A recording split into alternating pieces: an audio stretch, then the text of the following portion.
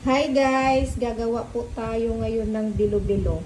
Gagawa pala kami ngayon ng bilo-bilo. Ito po yung ubi at gabi, saba. Oh, may dalawang gata ako dito dahil yung isa para pang iraid namin yon. Brown sugar. Ito pipigaan ko pa to. Sa bilo-bilo lalagyan ko ng pandan para mas mabango. At yung gagawin kong lapik din na pangpalaman sa iraid, lalagyan ko din to. Ihahalo ko to sa gata. So ito, hahatiin ko to sa dalawa, pang bilo-bilo at pang iraid.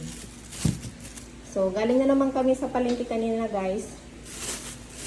Ito naman yung bagoong. Dalawa yung binili ko kasi nakaraan yung ginawa ko naubos agad. Ito naman po yung bibilog-bilugin ko mamaya. Ilalagay ko sa bilo-bilo. Mayroon ako dito ubi. So, gagamitan ko siya ng ubi na condense. At ito pala. Lalagyan ko din to ng langka.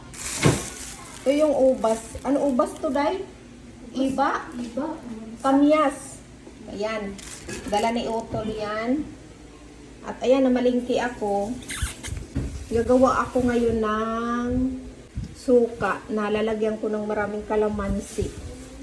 At sili. Ayun, marami akong biniling kalamansi. So, napapamili na naman ako. At yung sa baba asin. Yun.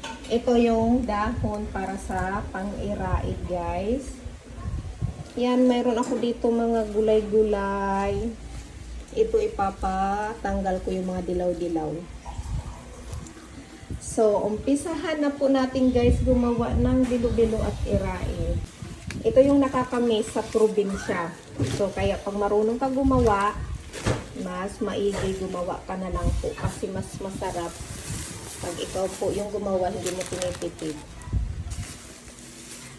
So, guys, bye muna.